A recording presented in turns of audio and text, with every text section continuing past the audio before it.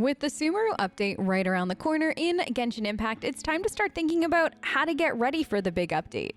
That way, when it goes live, you're ready to dive in and enjoy all the new content that'll be coming.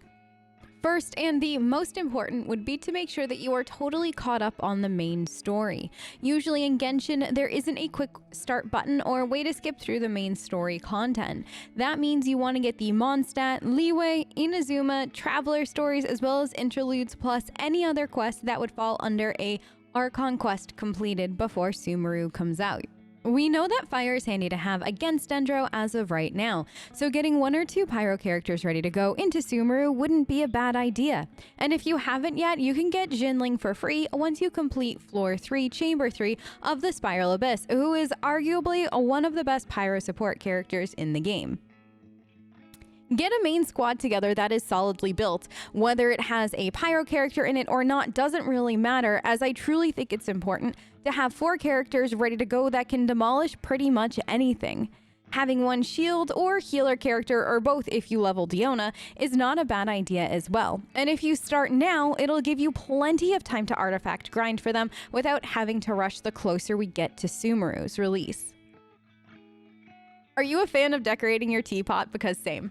I'd highly suggest getting 1 realm to the Fit for a King status, even if you kind of have to make almost a junkyard teapot layout just to get yourself to that level in order to get the highest currency and companion affinity that you can. And to also just start saving the currency ASAP for any new decorations that we might get. There is no confirmation that 3.0 will bring new decorations, but it's always worth it during major updates to have some spare currency so you don't have to wait to buy everything. It's also worth noting that if you haven't yet, stocking up on a handful of the Vial of Adeptal Speed is not a bad idea, so then that way you can also rush all the new decorations we might potentially be getting in case you're like me and super impatient. Stock up on fragile resin now. If you don't need to blow through your extra fragile resin, don't. There are going to be new domains in Sumeru as well as new bosses to farm. So it's a good idea to have a small stockpile of fragile resin so you can grind out the new artifact sets and bosses ASAP if you want to. And on that vein, it's also worth it to stock up on the crystal cores, so then that way you can also make as much condensed resin as you want in order to help you maximize your time in those domains. Try to finish or get close to finishing the Mondstadt and Liyue Archon statues so you can have max stamina going in. It'll just make exploration overall a lot easier. And if you're looking to get one of the new Dendro characters that are hopefully going to be coming in, start stockpiling your primos now.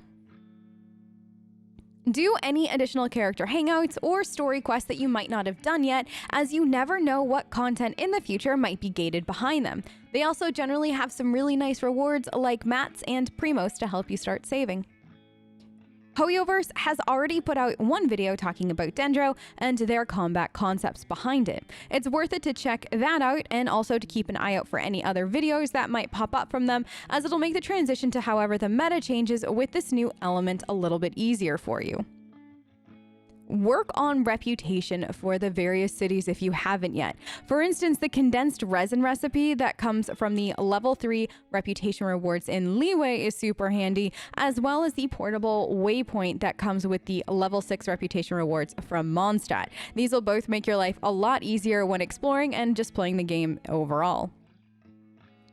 If you don't farm the big weekly bosses like Chonk Dragon, you might want to start doing your 3 weeklies, not only to try to stock up on the solvent, but also for billets. Billets are a rare drop for me personally from these bosses, but they will allow you to craft weapons at the smithy stations, and usually new areas bring new craftable weapons. So if you want to get one of the new craftable ones to an R5 ASAP, start farming for those billets now. And you can see what bosses will drop them by looking at their loot table either on the map or when you walk up to start them.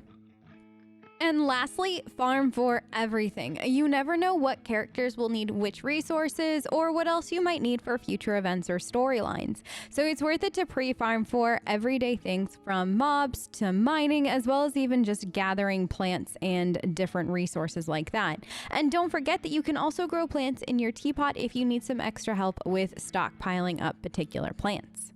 And that's it. Those are just a few quick tips to help get you started prepping for Sumeru. Thank you so much for watching, and I will catch you next time. Bye!